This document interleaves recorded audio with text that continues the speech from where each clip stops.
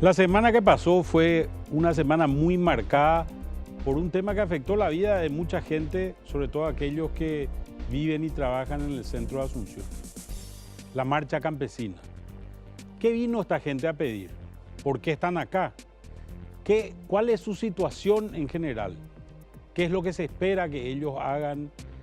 ¿Y qué es lo que va a ocurrir con todo este grupo de población que representa al sector campesino, del cual muchas veces, sobre todo en las ciudades, se habla mucho, pero se conoce relativamente muy poco? Ese va a ser nuestro tema hoy. Vamos a estar hablando, vamos a estar viendo datos sobre qué es lo que ocurre con la economía campesina en general, cuál es el tema, cuál es la cuestión campesina. Y antes de comenzar nuestro programa, vamos a ir a ver nuestra introducción sobre el tema y después quédense con nosotros para discutir este tema tan importante.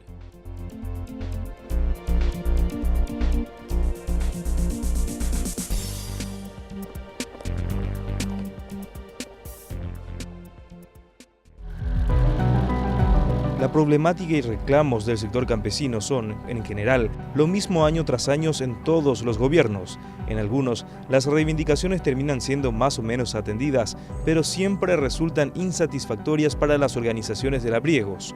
Este año, el reclamo de los campesinos, en principio, fue la condonación de sus deudas, a lo que autoridades del gobierno nacional dieron su negativa, pero abriendo la posibilidad de negociar otras alternativas, como un eventual plan de refinanciación, asegurando que una condonación solo terminará perjudicando al sector campesino, debido a que inevitablemente serán excluidos como sujetos de próximos préstamos.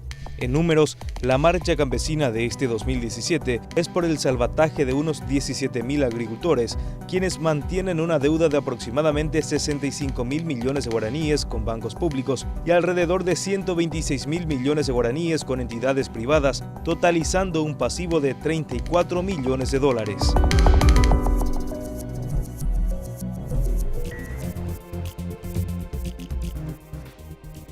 Está con nosotros hoy Fabricio Vázquez para hablar de este tema de la cuestión campesina. Buenas noches, Fabricio. ¿Qué tal, Manuel? ¿Cómo estás?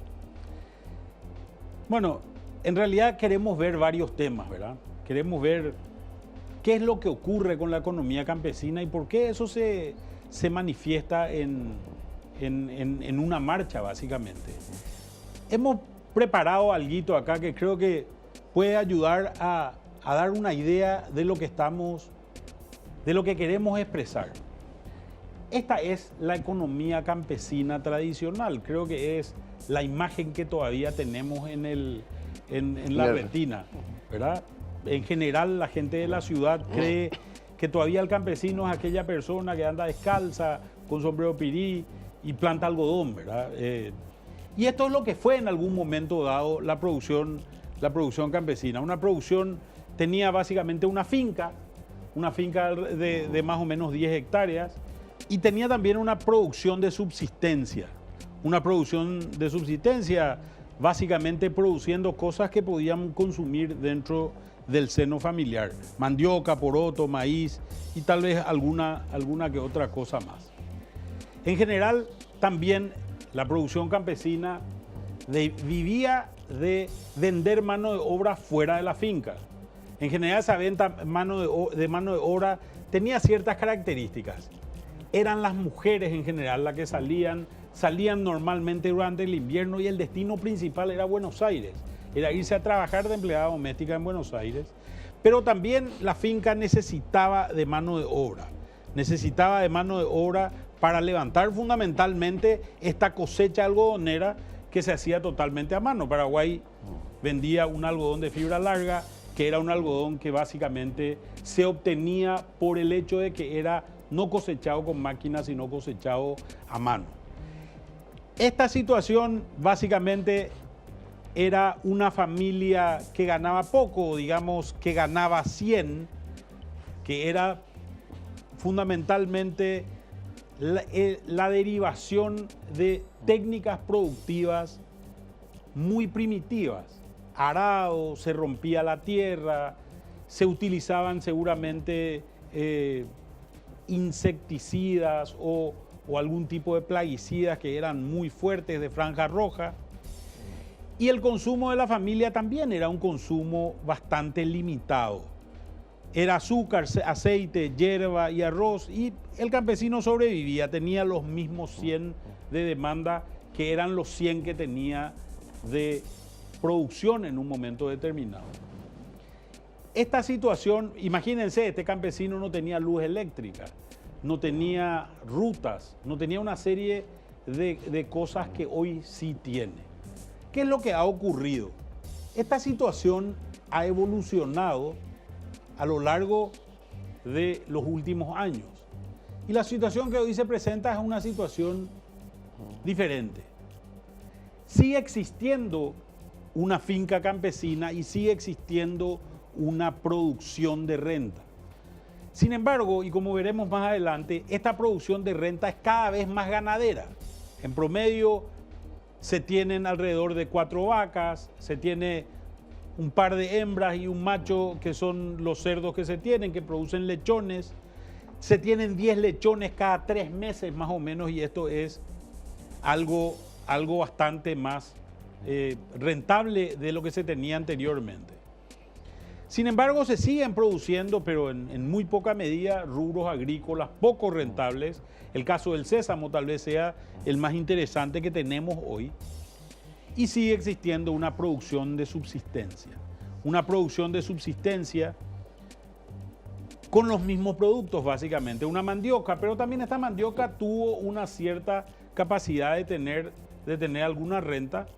Un maíz que hoy es muy utilizado también para alimentar al ganado, y esta es una cuestión importante. En cuanto a la venta de mano de obra fuera de la finca, ¿qué es lo que ha ocurrido con esto? Anteriormente el paraguayo no se podía movilizar, le costaba movilizarse. La aparición de 2 elementos tecnológicos, por llamarlo de alguna manera, muy importantes, han sido determinantes en el cambio que se ha generado. La aparición de la moto y el celular.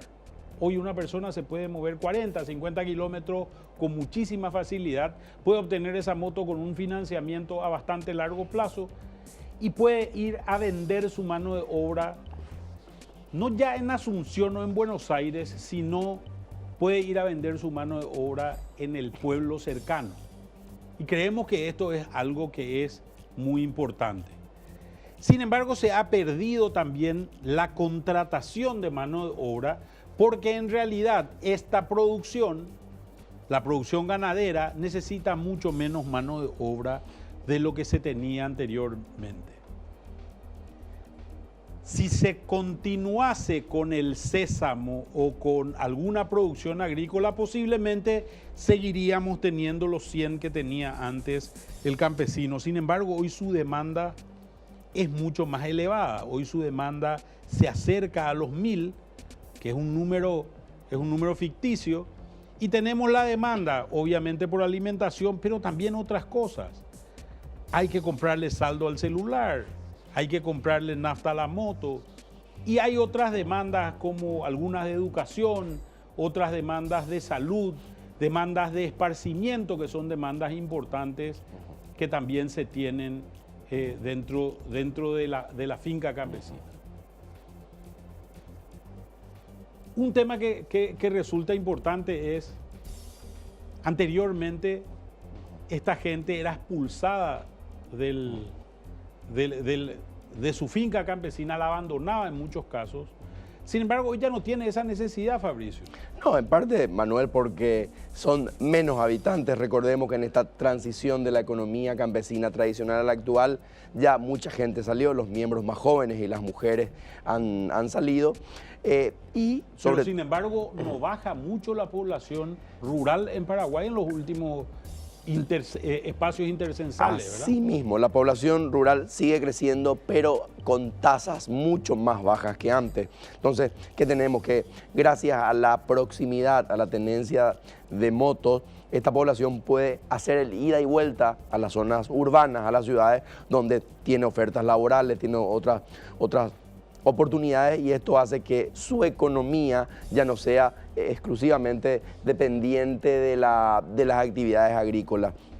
Otro aspecto importantísimo cuando hablaba de la transición a una agricultura, a la agricultura como la actividad más importante de los campesinos, y la aparición la aparición invisible muchas veces del rol que tiene la ganadería en la vida campesina, porque con la ganadería se reduce el riesgo de precio, se reduce el riesgo de ataque de plagas, hay el riesgo Una del abigeato. vaca no se te muere cuando viene una sequía.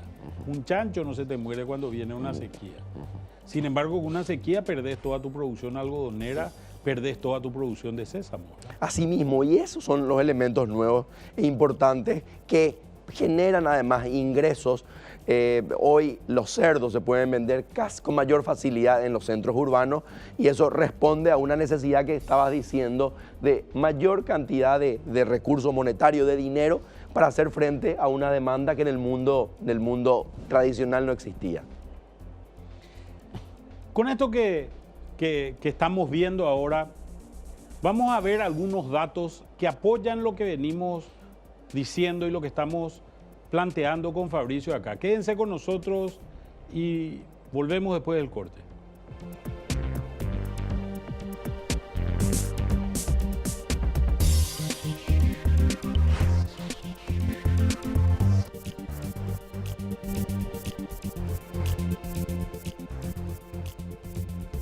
Seguimos con nuestro tema hoy, que es ¿cuál es la situación de la economía campesina que les hace tomar este tipo de determinaciones de venir a bloquear las calles en Asunción? ¿Qué es lo que tenemos acá, Fabricio? Tenemos la evolución de la tenencia de bienes, son datos de la encuesta permanente de hogares, y vemos como en los últimos 3 años cómo han evolucionado la tenencia.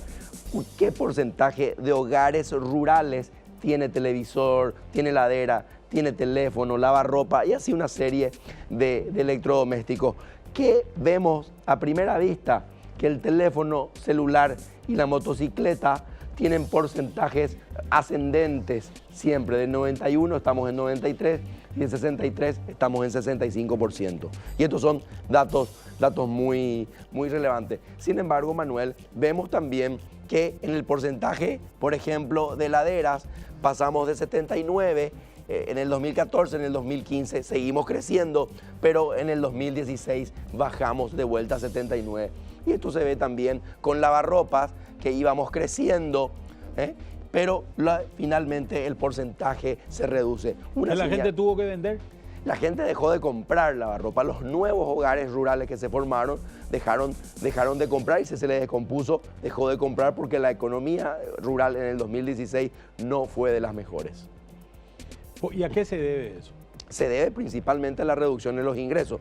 Ya estábamos explicando que en esa economía tradicional, donde vemos al agricultor, al campesino en su faceta de agricultor, que no es eficiente porque no aplica buenas técnicas, porque no sabe trabajar, no sabe cuidar el suelo, obviamente la productividad fue bajando, y eso restringió sus ingresos. Y además, como el resto de los sectores, también hubo una retracción, no se generaron la cantidad de empleos que anteriormente se habían generado. Pero hay algunos temas que me llaman un poco la atención y que te quería mostrar. El nivel de cobertura de teléfonos celulares son más o menos 650.000, 670.000 familias que hay en el campo, ¿verdad? El nivel de cobertura de teléfonos celulares casi total. Casi todos los hogares tienen una forma de comunicarse por teléfono. El nivel de cobertura también, sobre todo en la región oriental, es elevadísimo. El otro tema que me llama la atención es la cantidad de motos. A ver, cuando mostramos este número, una cuestión que es interesante de tenerla en cuenta es: estos son los hogares que tienen por lo menos una moto. No quiere decir que haya 436.000 motos. Quiere decir que todos los hogares tienen por lo menos una forma de movilizarse. ¿Cuál fue el impacto de esto? Un impacto fuerte en diferentes sectores. Por ejemplo, el hecho de tener una moto combinado al tener celular, eso facilita las comunicaciones y yo, campesino, o yo, hijo de campesino, me entero de una oportunidad de trabajo que por mis redes, por algún primo, por algún pariente, me entero de la oportunidad de trabajo o alguna otra oportunidad y con eso accedo. En la producción ganadera nos comentaban algunos referentes del sector ganadero que ya gracias a la moto los trabajadores en las estancias ya no duermen en las estancias, van y vienen, es decir, esto tiene un impacto muy grande en las familias también, una mayor estabilidad, pero sobre todo es la salida de las zonas rurales y un acceso mucho más fácil y más barato a otras zonas rurales y sobre todo a las ciudades, que son las nuevas plataformas que ofrecen empleo y ofrecen oportunidades, ofrecen servicios educativos y de salud inclusive. Hay otra cosa que me llama la atención también. Cuando uno se pone a mirar este cuadro, nos encontramos que hay artículos como los lavarropas. Está el caso de microondas, hornos eléctricos, que son básicamente elementos que ayudan, por llamarlo de alguna manera, a liberar a la mujer de trabajo. Obviamente, esto se puede tener porque hay dos cosas que se pueden tener, que se tienen. Se puede tener porque se tiene agua y se puede tener agua corriente, de canilla. O si no, no se podría tener un lavarropas. Y se puede tener un lavarropas porque se tiene corriente eléctrica. Pero estos elementos han hecho que posiblemente muchas mujeres se hayan podido integrar a los mercados de trabajo porque se alivianó el trabajo del hogar. Ese dato es clave. El lavarropa para nosotros es un electrodoméstico ya común y silvestre, por llamarlo de alguna forma, pero para las zonas rurales es un reducidor, ya como lo indicaba, de mano de obra femenina, liberador de mano de obra femenina. Hay menos mujeres en la finca. Las mujeres también, como se fueron casi todos los hijos, tiene que acompañar al hombre en las tareas de la chacra, de la huerta, de encargarse de los animales menores, y obviamente es una gran herramienta que libera tiempo para ser destinado en otras actividades. Y ya como decías, los servicios de electricidad y el acceso al agua corriente son muy importantes y conforman, junto a la tenencia de bienes, este mejoramiento en la calidad de vida de las familias campesinas. Pero la pregunta es, ¿de dónde salió la plata para comprar la heladera, el televisor, el lavarropa, el celular y la motocicleta? Viene necesariamente o de lo que produce la finca, sea por agricultura, sea por la ganadería o por la venta de mano de obra afuera. Pero quiero volver a lo que estábamos hablando anteriormente. Creo que hay herramientas que han generado no solamente una mejora en la calidad de vida de la gente, sino que también han sido instrumentales en liberar mano de obra para que esa mano de obra se pueda integrar al trabajo. Un tema que me parece que es clave. Supongamos el caso de que no tenés agua corriente. ¿Qué es lo que tenés que hacer? Lo que tenés que hacer es irte hasta el pozo, el arroyo más cercano. Si es que no tenés pozo, el pozo también es caro y posiblemente no lo tengas en tu propiedad. Tengas que irte a un pozo que es un pozo comunitario y tengas que acercarte a ese pozo comunitario, y al acercarte a ese pozo comunitario ir a traer seguramente en el hombro el agua necesaria para que la familia pueda vivir durante un día. Es decir, el agua para cocinar, el agua para lavar la ropa, el agua para bañarse. Si hablamos de una familia de 5 personas, estamos hablando, no sé, me atrevería a decir que de por lo menos 50 litros, ¿verdad? Traer 50 litros de 2 kilómetros implica traer 50 kilos en el hombro, ¿verdad? No es un solo viaje posiblemente, hay que hacer varios viajes.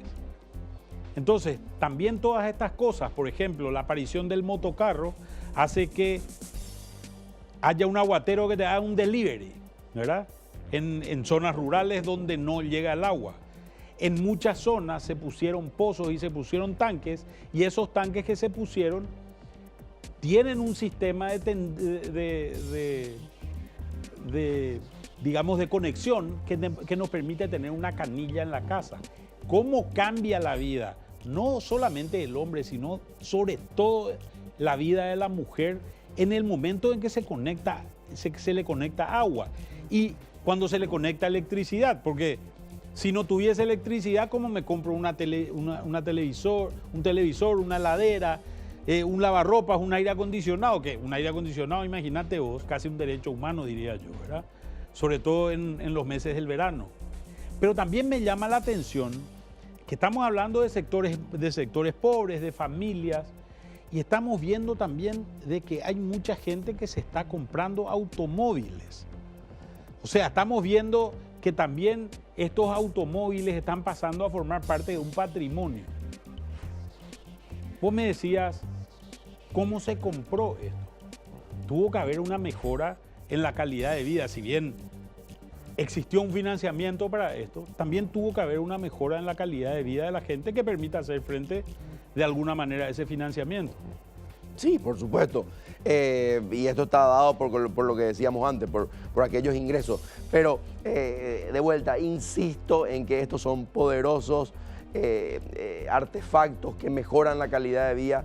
Para nosotros la heladera es para que el agua y otras cosas estén frías. En una comunidad rural donde se faenan animales, heladera, congeladora, estos electrodomésticos permiten el ahorro y la mejor gestión de una esos heladera recursos. casi duplica la capacidad de consumo de carne que tiene, reduce a la mitad las pérdidas Claro, que se tenían. en el sistema tradicional no había heladera y había que secar la carne. Hacer la cecina. Hacer la cecina y por lo tanto ahí se pierde volumen, se pierde peso y hoy gracias a esto se puede vender. Es más, por lo tanto podemos decir cómo hubiese estado la pobreza si no hubiésemos avanzado en electricidad y en provisión de agua, si no teníamos estos artefactos que facilitan y favorecen ese mejoramiento de la calidad de vida. Creo que hay también otros indicadores, obviamente, vinculados a esto que al final significó una deuda para el productor. El productor campesino tuvo que esa necesidad que se le generó a partir del consumo que se le hizo necesario, de comprar un televisor o de comprar una moto, se tradujo en deuda. ¿Cómo podemos interpretar esta deuda? Durante la semana se habló de un número que a mí me parecía bastante peculiar, un número de 38 millones de dólares. Sí, ese número lo lanzaron los agricultores, los manifestantes, pero lo lanzaron en forma relativamente artificial porque no disponían tampoco de una lista, de un análisis comparado. Creo que era para avanzar con las negociaciones nada más. Pero si observamos, y estos son datos del Banco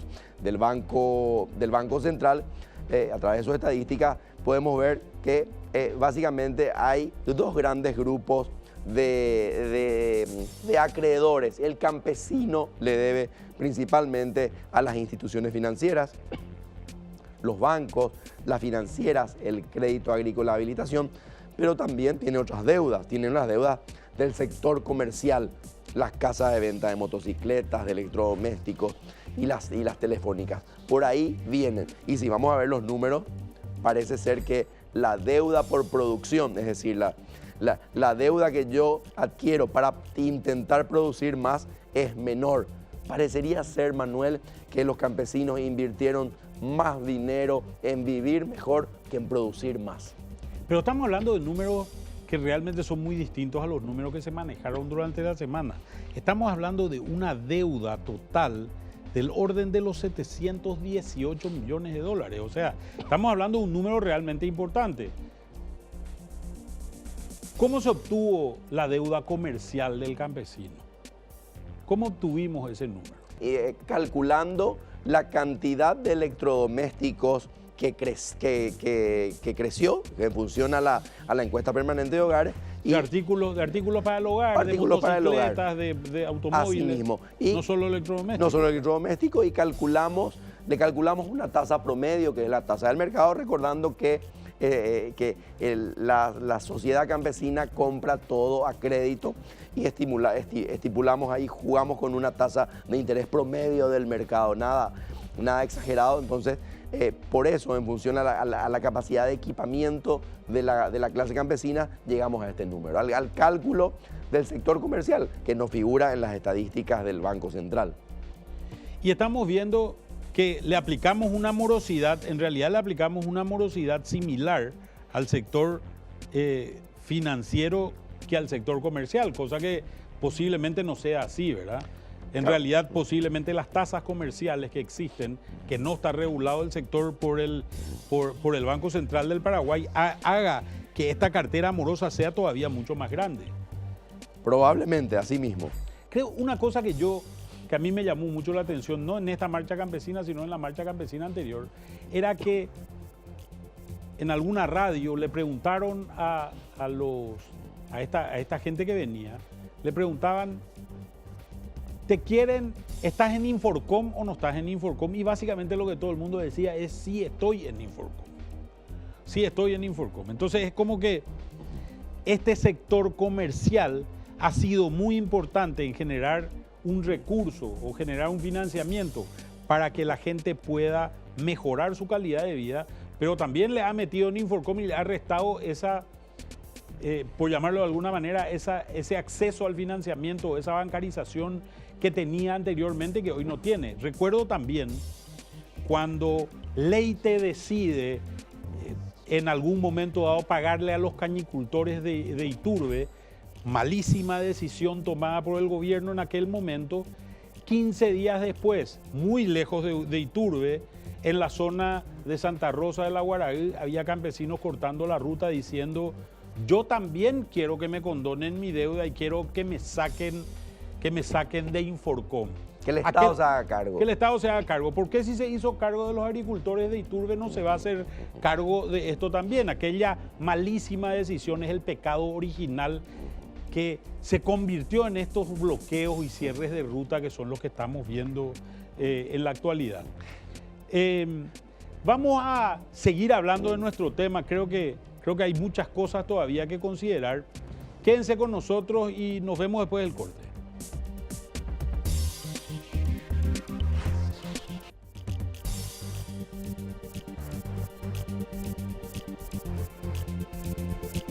Seguimos con la evaluación hoy que estamos haciendo de la situación de la economía campesina y cómo esto se traduce en este tipo de marchas que estuvimos viendo durante toda la semana pasada. Creo que un tema central en esto es cómo obtiene recursos el campesino para vivir. Yo creo que en la ciudad sobre todo se piensa en campesino y se piensa en un agricultor, un señor de sombrero pirí con un arado que le está tirando un buey, ¿verdad? ¿Cuál es la situación real hoy? Sí, si lo observamos al campesino como un agente económico, productivo, observamos que su capacidad productiva, ya lo habías indicado en los bloques anteriores, maneja una tecnología bastante arcaica que hace que su capacidad productiva sea muy limitada. Es por eso que históricamente también... Te voy a dar un ejemplo. En Paraguay, un maíz de verano con tecnología apropiada se hacen 8 o 9 mil kilos. El campesino hace en promedio entre 400 y 500 kilos. Claro, es un problema tecnológico, pero hay otro problema también que las transiciones, las transformaciones estructurales en los últimos 10 años han sido tan profundas que anteriormente yo, campesino, ni con la mejor tecnología, no quería producir esas 10.000 toneladas, esas 10 toneladas, porque no tenía mercado. Hoy hay un mercado, pero no se dan estas condiciones de poder producir más. Sin embargo, lo que observamos en el caso del sésamo es que el agricultor tiene una capacidad productiva, valga la redundancia, bastante limitada.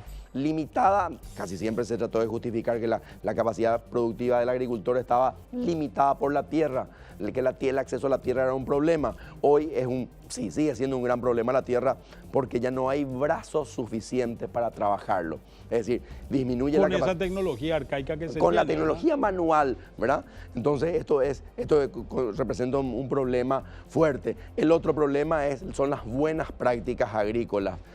La gran mayoría de los agricultores no ha podido integrar las enseñanzas, la extensión agrícola realizada por ONGs, principalmente por el Ministerio de Agricultura y Ganadería. También, por lo tanto, su suelo no cuida el suelo, no utiliza las mejores variedades, no utiliza las mejores prácticas, por lo tanto, produce poco.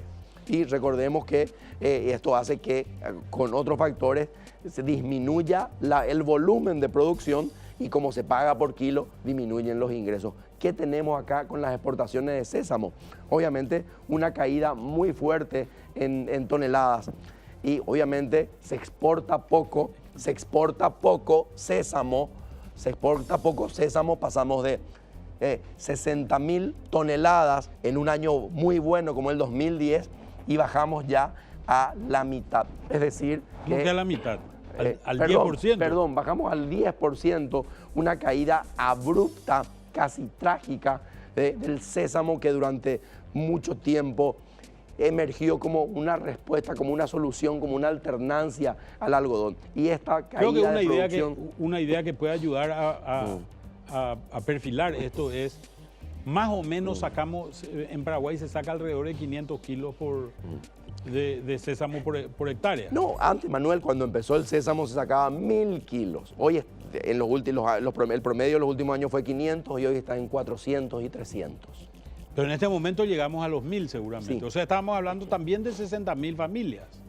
Hoy estamos hablando de alrededor de 10.000 familias y es que este es el número que tenemos, ¿verdad? Así mismo. Entonces, es una situación bastante paradójica porque el mercado mundial demanda sésamo paraguayo. Las empresas acopiadoras tienen contratos, tienen compromisos asumidos. Es decir, como nunca la sociedad campesina, al menos una buena parte de esta, especialmente en los departamentos de San Pedro y Concepción, tiene por fin resuelto el sistema de la comercialización, pero lastimosamente ni con estas condiciones logra mejorar la producción.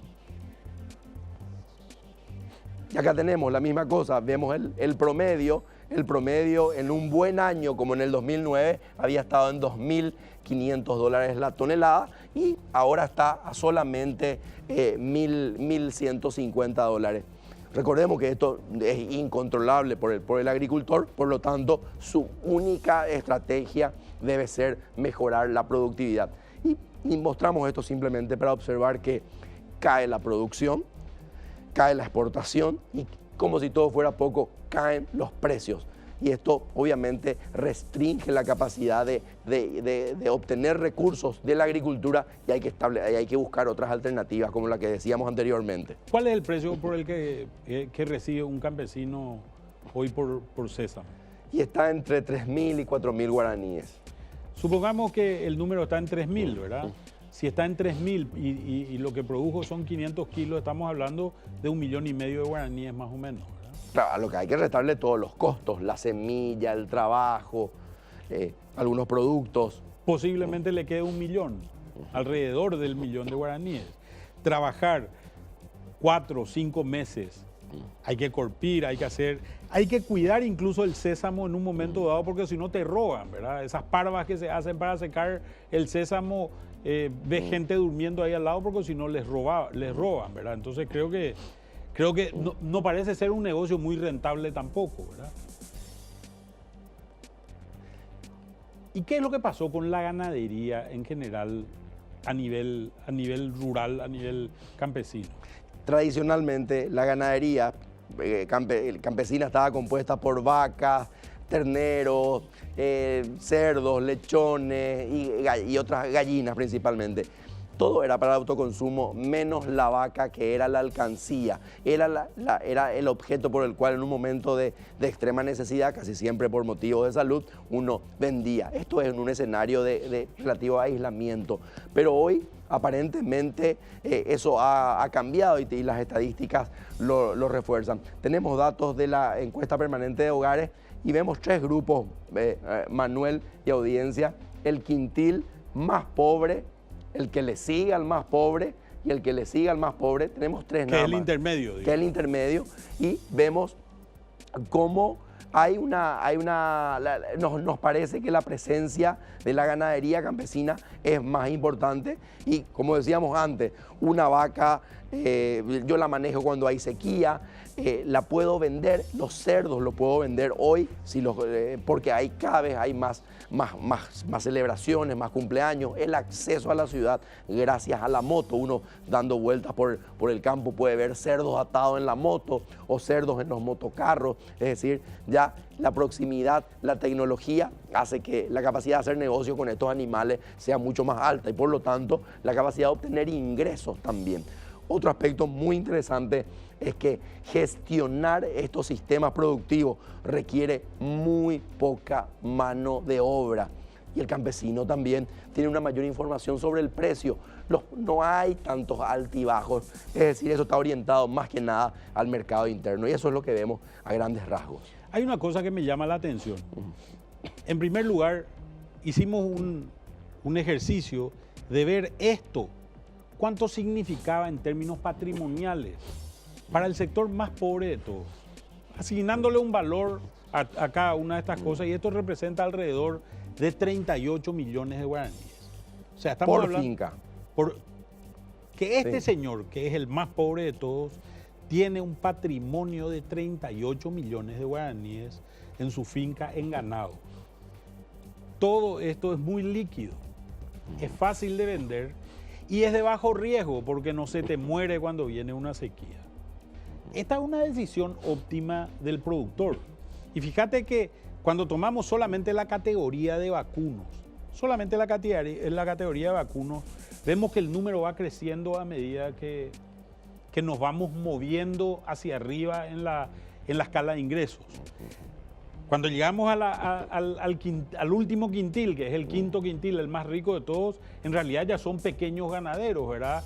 Con alrededor de 100 cabezas cada uno. Estos son datos de estadística y censo. Creo que son datos que son muy interesantes. Y sobre todo, esto es casi como ahorrar en un CDA.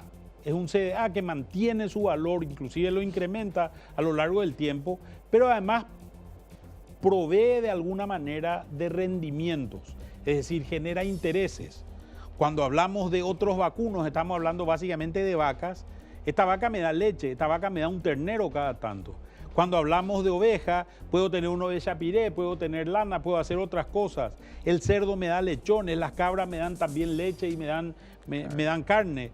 El caso de los pollos, de las gallinas, me dan huevos, me dan posibilidades de generar. Es una mezcla de lo que sería la renta y lo que sería, por otro lado, la producción de subsistencia. Creo que Manuel, esto me parece muy importante porque acá hay un cambio casi de paradigmas. Las políticas públicas, los investigadores, las ONG, casi todos estuvimos demasiado concentrados en la faceta agrícola del campesino y hemos prestado muy poca atención. Sin embargo, por el ejercicio que hicimos de que los más pobres tienen 38 millones que pueden volverlo líquido muy rápidamente, a veces este valor es más alto que la derechera de su tierra donde está, y por lo tanto es mucho más administrable. Quizás tiene más patrimonio ganadero que patrimonio inmobiliario incluso. Así mismo. Y parecería ser que aquí existen pistas que las políticas públicas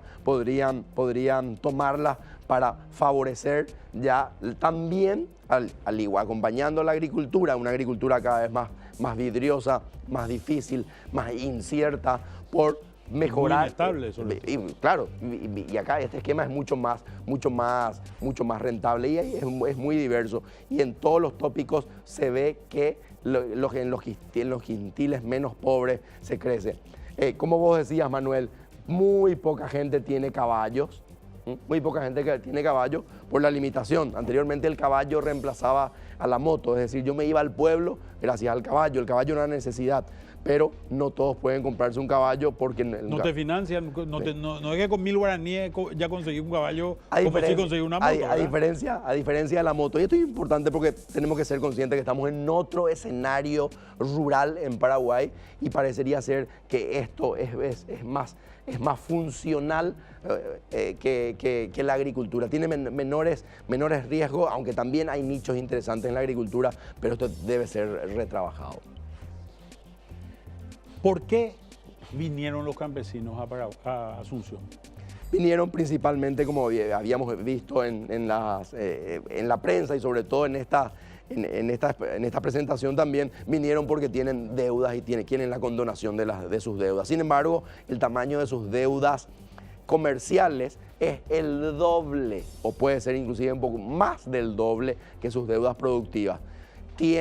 Básicamente los campesinos quieren consumir más o tienen que pagar lo que ya consumieron, esto es principalmente electrodomésticos y artículos del hogar, pero tienen serios problemas para generar riqueza, serios problemas para generar ingresos, porque el formato tradicional está teniendo serios problemas. Recordemos que el campesino tradicional casi no necesitaba nada, vivía relativamente bien dentro de esa precariedad natural. El mundo cambió, el acceso al comercio, a los servicios están ahí y el campesino modificó su deseo de consumir, forma parte de una sociedad que consume y que vive más, pero sin embargo el formato, el esquema productivo tradicional que no incorpora tecnología, no incorpora eficiencia, hace que sus ingresos sean bastante limitados. Por lo tanto, hay un desajuste entre los ingresos que pueden obtener y los niveles de consumo que desean tener o que ya tienen. Fabricio, muchas gracias por estar esta noche. Dejamos muchas cosas en el tintero. ¿Cómo influyen algunas políticas públicas como la educación, por ejemplo? Es un tema central. ¿Qué hacer con este problema de la deuda? ¿Cómo resolverlo? El campesino optimiza en realidad su situación, ¿verdad? Más allá de las políticas públicas que te tiraban semillas por la cara, ¿verdad? El campesino lo que hacía cuando le sobraba unos pesos se iba a comprar una vaca, ¿verdad? Que era mucho más seguro y rentable para él. Muchas gracias nuevamente y vamos al corte y quédense con nosotros para la conclusión de nuestro programa de hoy.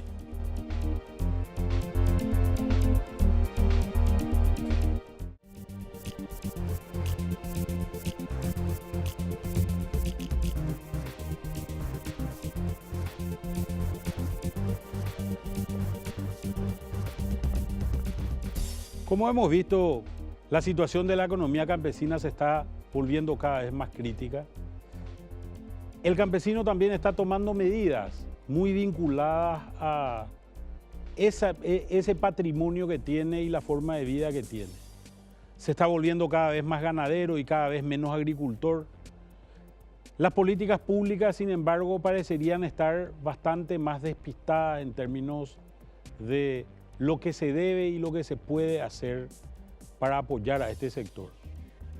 La deuda ha sido una consecuencia de mejoras en calidad de vida para el sector menos favorecido. Sin embargo, ha generado una situación de estrés, que es una situación que alienta todo este tipo de movilizaciones que hemos visto durante la semana anterior. Nos preocupa, es un tema que nos molesta muchas veces, sin embargo afecta a un número muy importante de compatriotas.